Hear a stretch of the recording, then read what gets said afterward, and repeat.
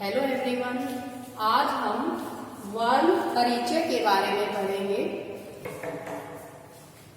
हमें अपने विचारों को दूसरों तक पहुंचाने के लिए व दूसरों के विचारों को स्वयं समझने के लिए भाषा की आवश्यकता होती है और भाषा को मुख्य रूप से दो भागों में बांटा जाता है, मौखिक और लिखित।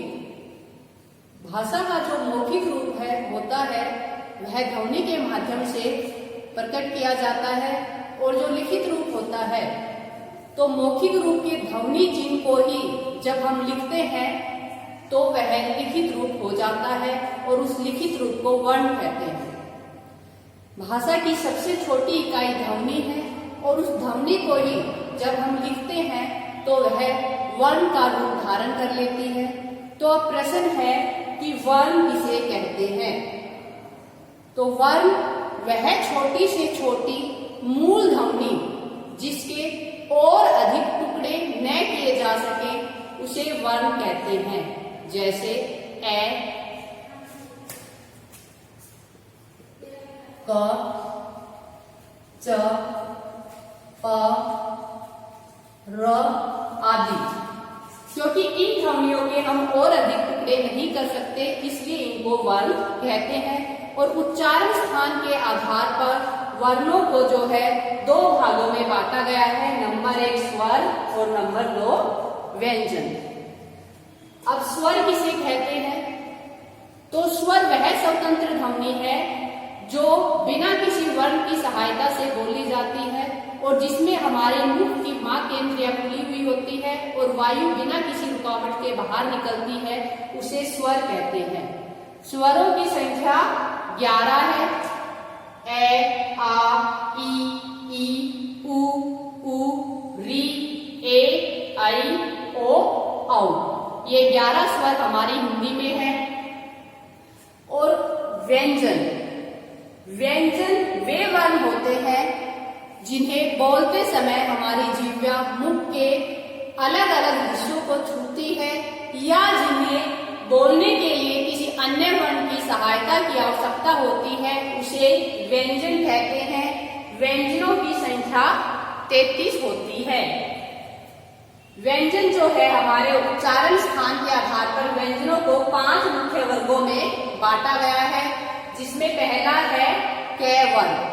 कै वर्ग में क, ख, ग, घ, न।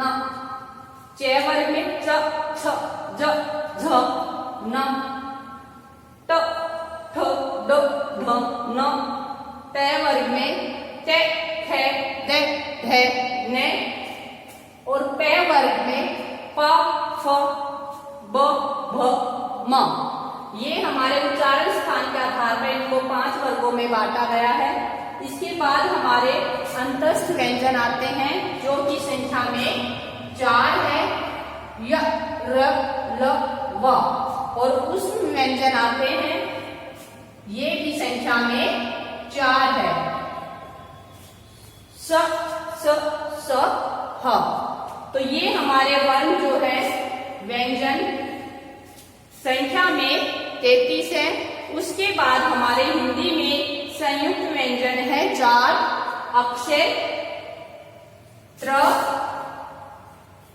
ज और स। जो अक्षर जो है क और स से मिलकर बना है, वैसे ही त्र, त और र से मिलकर बना है, ज और ये से मिलकर बना है। जो ज जो है इसका सही उच्चारण ज है, लेकिन हिंदी में मुख सुख के लिए इसको ग है, लेकिन संस्कृत में अब भी ज को ज ही बोला जाता है। श्रे, श और र से मिलकर बना है।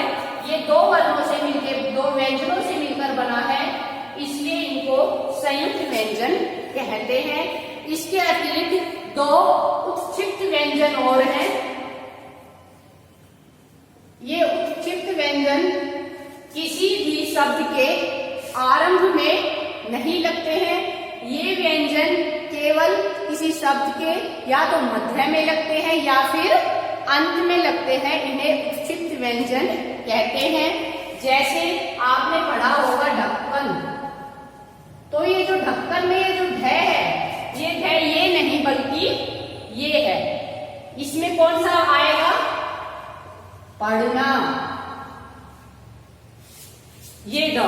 जिसमें नीचे बिंदु लगी हुई है। ये ड जैसे ठोडी, ठोडी, और ये ड डमरू। अब आपने देखा होगा कि ये वर्ण तो शब्द के आरंभ में आते हैं, लेकिन जिनके नीचे बिंदु लगी होती है ये वर्ण या तो शब्द के बीच में आएंगे या शब्द के अंत में आएंगे। ऐसे ही अब हम स्वरों पे आते हैं, तो स्वरों को भी मुख्य रूप से 3 भागों में बांटा गया है। पहला है हर्ष स्वर। कई बच्चे इसको हर्ष बोलते हैं, जो कि गलत है। इसको बोलते हैं हर्ष।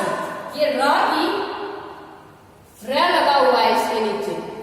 हर्ष स्वर जो है 4 होते हैं, अ, इ, उ, री। ये 4 जो है हर्ष स्वर होते हैं। अब हर्ष स्वर किसे कहते हैं? तो हर्ष स्वर वो होते हैं जिनके उच्चारण में बहुत ही कम समय लगता है या फिर एक मात्रा का समय लगता है, उन्हें हर्ष स्वर कहते हैं। नंबर 2 है दीर्घ स्वर। दीर्घ स्वर वे स्वर होते हैं जिनमें हर्ष से दुगना समय लगता है या 2 मात्राओं का समय लगता है, उन्हें दीर्घ स्वर कहते हैं। ये संख्या में 7 होते हैं। आ, ई, उ, ए, आई, ओ, औ। तीसरे नंबर पे आता है प्लूत स्वर। प्लूत स्वर वे स्वर होते हैं जिनमें दीर्घ स्वर से ज्यादा समय लगता है और 3 मात्राओं का समय लगता है, उन्हें प्लूत स्वर कहते हैं। प्लूत स्वर का चिन्ह ये होता है जैसे ओम। ओम को जब हम लंबा खींचते हैं तो उसमें प्लूत स्वर लगा हुआ होता है। हिंदी में इसका प्रयोग कम होता है, लेकिन संस्कृत में इसका प्रयोग होता है।